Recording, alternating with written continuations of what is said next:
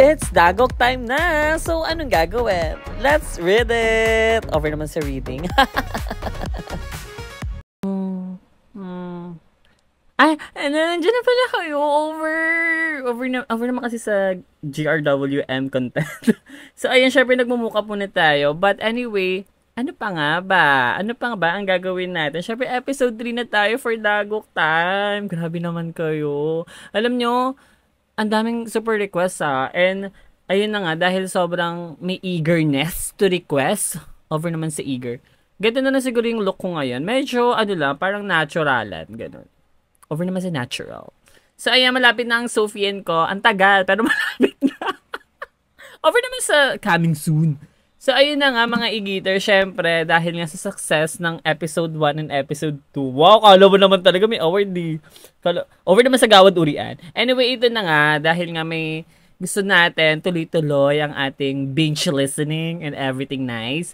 Over naman sa Tegi na naman ang, ang crop top. So, ayan, magsisimula na tayo with our story. Ano nga ba yung story natin for episode 3? Syempre, yung mga favorite natin yan. Lagi naman natin inuulit yun eh. Like, mga puro kalibiduhan, kaurbogan. Ang sarap eh, ang sarap! Over naman sa Yummy. So, ito na nga, let's move on na, no? Ito ang ating first story for today. For this episode 3. So, ang kanyang titulo is, Spicy Siomai. Ang kanyang titulo is Spicy Siomai. Over naman sa food industry. Over naman sa food industry. So, ito na, ang kanyang category is SKL/libido. Kaurbogan na naman. Ilang temperatura na naman ng mga kaurbogan nyo dyan, ha? So, hayaan nyo na yung aking jigote kasi chocolate yan, kakain ko lang ng Hershey. Over naman sa balikbayan box. So, ito na nga. Let's move on na. Ito, may introduction siya dito. Ang sabi niya, Hi Lola Sophie Prime. Over naman sa grandmother. At magandang gabi sa mga igiters na over naman sa pagka-nyorny. Pangatlong story ko na to, kaya over naman sa share ang tao na to. Parang active naman. Over naman sa activeness. Ito na. Ang story ito ay naganap noong kakatapos lang ng quarantine. After namin mag-grocery ni Mudra, ay inayan niya ako kumain ng siomai sa kanto or bomay. Mahilig ako sa manghang kaya over naman sa spiciness ang nilagay ko. After that ay umuwi na kami at habang naglalakad sa kanto namin ay sinalubong ako ng kampon ng kabaklaan kong friend habang may deep meaning na smile. Parang ganun siguro. Over naman kasi sa killer smile. Mukhang alam ko na ang ibig sabihin ng ngiti na yon. Kaya iniwan ko na si Mudra at sumama sa kaibigan kong kampon ng kabaklaan. Alam mo na talaga parang orpap tayo. Ay, wait lang. Bumaba yung hair ko. Rapunzel, Rapunzel! Over naman sa Disney Princess. Rapunzel na may kutoret. Go. Ngik-ngak. Okay. So, ayan na. Sabi niya, katapos nga na ng quarantine, kaya over sa libido ang tao na to. Exciting! Over naman sa excited. Ayun, grabe. Siguro ito na talaga. Siguro mataas yung temperatura ng kanyang libido this time. Ko ba naman 2 months na quarantine sa bahay lang, 'di ba? Syempre yung titi pirate tsaka yung vagina kailangan talaga i-push na 'yan eh. Kasi science tip, scientific 'yan eh. Kailangan talaga 'yan eh. Over naman sa motivate. So ayan na, chika niya sa akin na may OMS daw at gustong ipatikim sa amin ang ngiti pirate niya. Sarap. I miss that. Please. Cool ba ang naramdaman ko that time dahil 3-way ang mangyayari na never ka pang naranasan? Dahil na rin sa pamimilit niya ay wala na akong magawa kung hindi ang sumama. Gusto din naman kasi, syempre yung vagina mo, nakatiwangwang na. Pipit ka pa naman yung tiwangwang. Sa lumang bahay ng eksena, gusto kong buksan ng ring light pero hindi talaga available. So, sige. Gumanon siya. Sige. Hanggang sa dumating na ang OMS at humiga agad sa harap namin. Hardness na agad ang ngiti pirate niya at ako na nga nanguna at kinain na ito. Orpap siya, Grabe, Parang pag nandyan ako, cheer, go, orpapin mo yan. Ubusin mo ang white cast. Nakita ko na lang yung friend ko na nilip-tulela pang OMS pero tuloy pa rin sa pag-deep diving.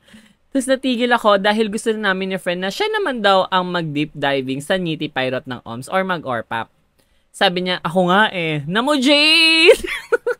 Talagang pinagyabang. Ako nga, guman siguro. Ayokong lip to lelap ang guy dahil grabe ang lip to lelap nila ng friend ko. Todo tingin lang ako sa ginagawa nila hanggang sa hindi ko mapigilang matawa dahil live karatan. Live niya rurot ang nasa harapan ko. So nag-decide na lang ako lumabas ng madilim na house. Ilang minuto ang lumipas ay lumabas na ang friend ko with wiping pa ng mouth ha. Confirm na achieve nila ang La Nina. So sumunod ang paglabas ng guy na parang walang nangyari. Lumapit sa akin ng friend ko habang natatawa. Over din ako sa laugh dahil nga sa experience ko na yun. Ba't na over tayo, no? Talk niya na bakit aanghang daw ng bibig niya. Ayun na yung twist! So, iniisip niya na baka kumain ng manghang ang oms. Umamin na ako kumain ng siomay. Kaya siguro maanghang ang bibig niya. Tuwang-tuwa talaga ako pag naalala ko yung events na yon. Ang ending, may additional siomay flavor ang Ngiti Pirate ng OMS. Over na, tama na kayo yung kili-kili ko. So, ang lesson learned niya dito, huwag kakain ng manghang masakit sa bibegstra. Grabe, ba't kasi natatawa ko yung inagaw yung Ngiti Pirate? Ako nga eh. Namo Jane! Ba't kasi nagnamo Jane habang nag-nyanyarurot? So, ayan, yan yung share nila sa atin. And talagang super fun kasi lalo na pag may kaibigan kang mga, alam mo na, yung pala aura, pala hanap ng Ngiti Pirate. Kasi gutom tayo eh. Kailangan natin ng Ngiti Pirate eh, diba? Over naman sa deadlight ng ano. Over naman sa walang ring light. Sige. So, ayan, dumako na tayo sa ating second story for episode 3. Over naman sa mga signage. Over naman sa think. Namo Jane. So, ayan. Try nyo po ng walang ring light. Sige. Ano ba yun? Sana umayos yung microphone natin ngayon kasi nga nawawala-wala daw yung microphone. So, ito naman next na study natin is the category is horror, kulba, / takot-takot. So, ganun. Parang naiigit naman ako after nun. So, ang kanyang titulo dito is Dagok Tuma. Legit. So, ano gagawin? Let's read it! We had a nursing activity ng student pa ako na need tumira sa community like may foster family and all sa mga low-income places. Yung bahay na na-assign sa akin is parang mga hollow blocks lang talaga. Di mo kang finish. Tapos one time, mga 1 AM na kaming natapos sa paperworks. I think, yung mga ganto-ganto, di ba, yun yung, ano, parang minani-nani ka. Pag sa mga exchange student ata, yung mga ataheng ganun. So, ano ba to? Ngiti Pirate. Charot over. So, ayun na nga. Ang next naman dito ay sabi niya, yung bahay na na-assign sa akin is parang mga hollow blocks lang talaga at di mo kang finish. Tapos one time, mga 1 AM na kami natapos sa paperwork. So, nag-toothbrush ako sa palababa. Water tape, pinalpas ko sa tabi. Oh my God, lumabas na naman si Nicki Minaj. Sorry kasi lumalabas talaga yung sa pag-read ko. Over naman sa reading comprehension. So, ayun. Oh my God. Naiyak ako. Over. So, let's move on with our next story. Let's move on with the continuations. Over naman sa, continuous. Ayun na nga, sabi niya dito. Natapos na kami sa paperwork, so nag-toothbrush ako sa lababo nila, mga 1:30 AM. Tapos may napansin akong bata sa tabi ko na kalbo at nakasandong white. So, tingnan ko. Pagtingin ko, nakasmile siya sa akin. Sa pagod ko, inisip ko na baka anak ng foster family. Kasi narealize ko, wala siyang anak na kalbo at ganun kalaki. Tumingin ako ng diretso sa pinto ng kwarto para sana tawagin si foster mama ko and kung ano nga yung bata, kaso napansin ko na wala siya sa peripheral vision ko. Over naman sa LASIK. Ba't LASIK? Fast forward, kinabukasan, inas ko si foster mama. Sabay-sabay. Over naman sa ass. If may batang dating nakatira sa bahay nila, sabi niya daw, wala raw. Di na ako nag-explain kasi baka matakot sila. Kaso yun nung night before kami umuwi, parang time with the foster fam na siya. Nagkakwentuhan kami, nagkwento niya na umalis yung dating nakatira sa bahay nila, which is pinsan ng asawa niya kasi nasunogstra daw yung bahay. So may dagok, may kulbak talaga doon. Sinaluna lang daw nila yung bahay kaya sila nakatira. Tapos doon inas na baka may anak yun na batang lalaki. So sabi-sabay ulit, over naman sa ass. Over naman sa ass. Dahil sabi niya, wala. Here, inas na niya bakit ako nagtanong about sa bata. So ulit-ulit, over naman sa ass. Paano ass naman to? So ayun na nga. Then, kinuwento ko sa kanya, nakita ko. After bigla niya nang na-mention, hala, baka si Ninyo yung nakita mo. Kami nakaklase kong Lito as foster mama. Sino po si Ninyo? Apparently, meron daw palang Santo Niño nung dating nakatira sa tabi ng extension na pinagmulan ng sunog. Pero walang bakas ng kahit anong sunog yung Santo Niño. Kaya di nila alam paano nangyari yun. The question is, over naman sa us. Tapos, kalbo daw yung Santo Niño kasi natanggal yung wig. Di niya lang nilagay kasi nalalagyan ng alkabok. So, ang twister, ito yung twister. Kaya pala kalbota is because kalbo daw ang Santo Niño dahil daw natanggal yung wig kasi nagki-clean daw siya. Kaya, ayun, na-G1 siya, na nabunog siya, na kalbota siya. So, si Santo Niño kaya yung nakita ko talaga. Over naman hindi ko alam. Baka naman Baguestra yun na nagpe-play ng gabi. Nagpe-play sa Gabestra. So, ayun yung twist niya na parang kalbota nga ang Santo Niño pala. Baka yun nga yun. So, I think mag-pray kayo doon sa Balerstra para naman ma-elbow ang mga kulba at huror. At takot ako! Gusto ko na matanggal yung laway ko lahat. Over naman sa saliva lick. So, ayun na nga. Like that's why. Wala na akong comment kasi multo na yan. Alam mo, kalabanin ko yan. Pagpaulit-ulit sa bunutan ko. So, alam ko, feeling ko, sasabihin nyo sa akin, ang bilis naman matapos ng episode 3. Mga episodes. Bakit anong gusto nyo magkwento tayo dito ng 2 hours? Over naman sa request. Kala nyo talaga, ako na yung magiging next DJ MOD. Ay, DJ MOD, magiging next sa Buti ko nasa barangay LS ako or sa Ba't sinabi yung diba? Like, over. Gintay kayo, nak. So, ito na nga, syempre, ang next story natin is talaga naman, isa ito sa mga bumihag ng puso ko. Buso ko. Hindi, isa ito sa mga na super fun in a way. Pero ito yung pinaka-favorite ko. Those episode 25 na kami kagabi. And ngayon, ito, episode 23 ata to. So, this is our last story for tonight. And ito na nga, mga e-geaters. Don't forget to follow, char. And then ito na, basahin na nga natin mga e-geaters. Ayan, ang kanyang titulo dito is Super Horror. Super Horror. So, this is, of course, the category is horror / kulba / takot ako. So, anong gagawin? Let's read it. Please hide my identity na mo, Jane. Nanguna na. Ako nga like parang nag-i-inger Nagkakalikot talaga ako every 10:30 kasi that's my favorite time of the day. Wait lang. Parang may tonsil stone na naman na lumabas sa aking lalamunan. Nabaka sa tagal, mahulog ang loob mo sa iba. Baka talaga.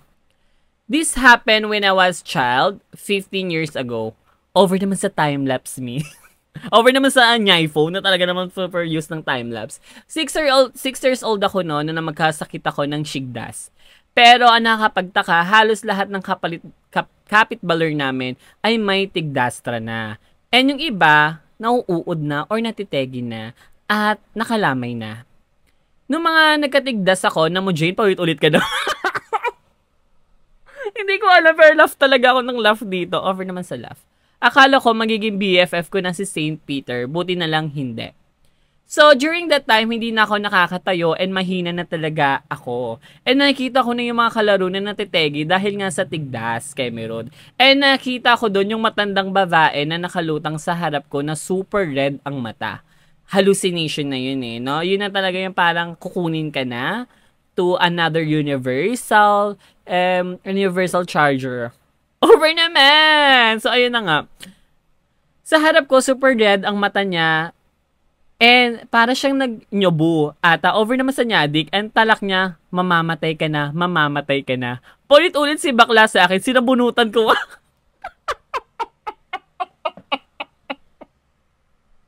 Ba't kasi sinabunutan ng hallucination?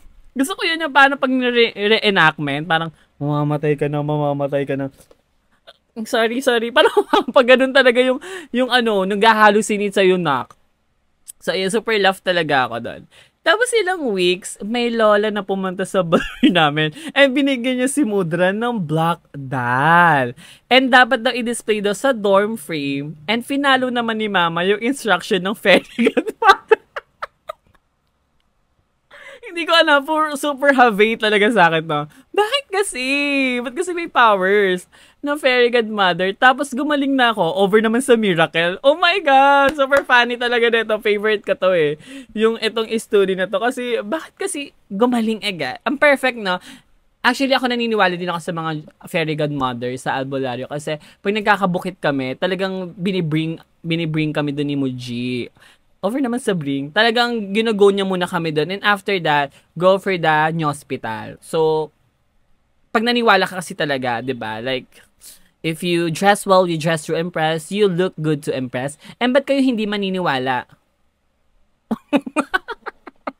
So anyway, ayan lang mga e-gators. That's our episode 3. So, feeling ko lang, kala nyo lang siguro minadali. Pero, super short lang kasi yung mga story na to and very SKL lang yung category niya rin. But anyway, at least nag-enjoy kayo over naman sa demand. Ang kala nyo talaga eh, no? Salamat nga kayo.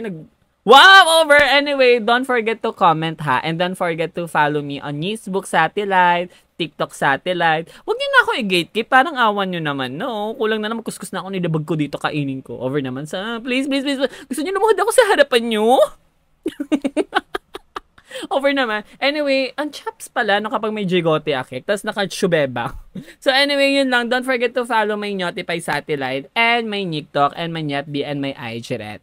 So please don't forget to tag me din ha. Please gawin nyo tong number 1. Parang awa nyo na. Over naman sa demand. Ayun na nga. Thank you mga e-gators and thank you sa pagsama for this episode 3.